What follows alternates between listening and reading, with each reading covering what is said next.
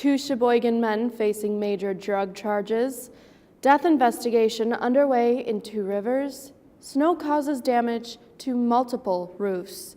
These and other local stories are coming up on this edition of Community News Review. This is Community News Review, a service of WSCS TV, news content provided by WHBL.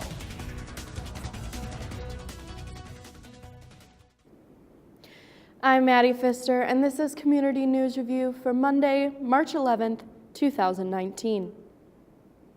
Big fines and hefty prison sentences are possible after a big drug bust here in Sheboygan over the weekend.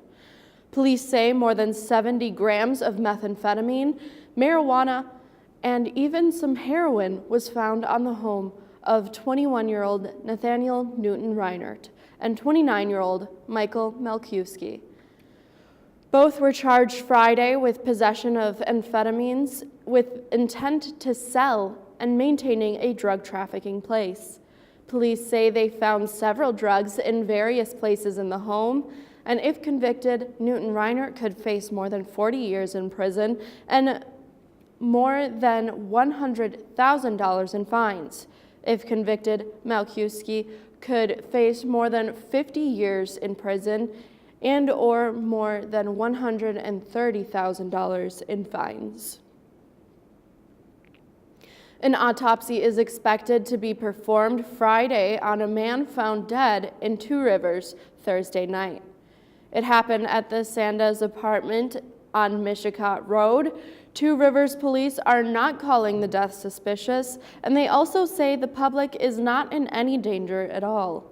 According to Fox 11, the victim's name has not yet been identified. The time is now for residents to examine their insurance policies to check for flood coverage. A record amount of snowfall in February combined with the threat of more in March could lead to a mess in April and May, according to insurance experts. Wisconsin's Commissioner of Insurance, Mark Affable, tells WAOW-TV more than 20% of all flood insurance claims come from outside the high-risk areas.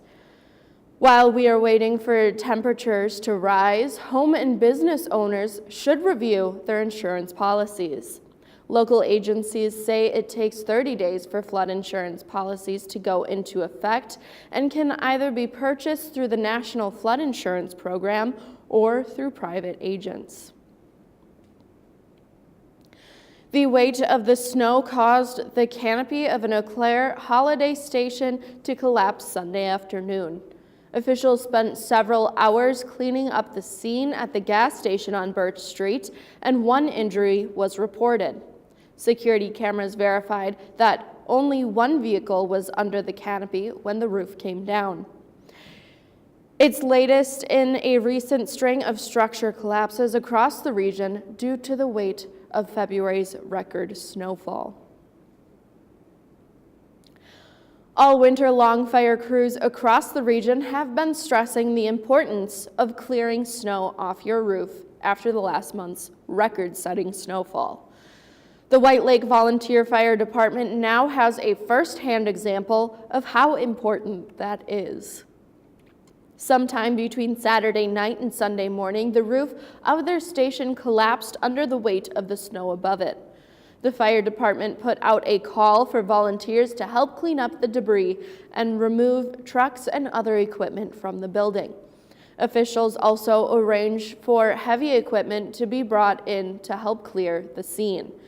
It was not immediately clear how much damage was sustained by the equipment inside the building. A Northwoods Community Outreach and Educational Coalition is raising mental health awareness through creative drink coasters distributed in taverns and bars across Oneida and Vilas County. Community Outreach Prevention and Education, or COPE Coalition, has been distributing the coasters for about a month in an effort to reach middle-aged men before it is too late. They are one of the lesser targeted groups when it comes to suicide prevention, and we thought that they were missing out and we could try to get something out there for them. Jason Daly of the Oneida County Veterans Services Office told WXPR Radio in Rhinelander. He says alcohol is oftentimes one of the first ways men deal with their problems or hard times. The coasters are something that can be in bars, which give a little bit of information to a website they can go to. It also has phone numbers for crisis lines. Suicide rates for men ages 55 to 64 have been much higher in recent years across the Northwoods than the national rates. Veterans tend to be more prone to suicide as they transition to civilian life. The coasters provide phone numbers for helplines and information about a self-help survey available at www.headsupguys.org. Daly says establishments have been receptive to the idea of distributing the coasters with their drinks. And finally, it was not exactly how the Badgers drew it up, but got the job done. On Senior Day in Columbus, the Ohio State Buckeyes rallied from 20-point deficit to send their Big Ten finale with Wisconsin to overtime, tied at 63. But it was the Badgers spoiling the pregame pomp and circumstance with a 73-67 win. Khalil Iverson scored 18 points in regulation to lead the Badgers and finished the game with 22 after scoring the only 2 field goals of the extra frame for Wisconsin. The remaining 6 points came at a free throw line, and Wisconsin finishes Big Ten play with a 14-6 record and will be the 4th seed in conference tournament at the United Center in Chicago, which gives them a double bye in the quarterfinals. The first game for the Badgers will be Friday afternoon against either Maryland, Rutgers, or Nebraska. The Terrapins are the 5th seed and will play the winner of the contest between the Cornhuskers and the Scarlet Knights on Thursday afternoon.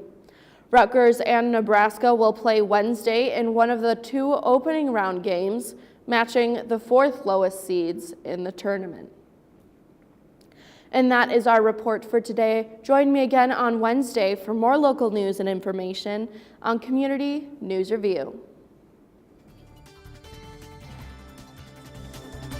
News content for this program provided by WHBL in cooperation with WSCS TV.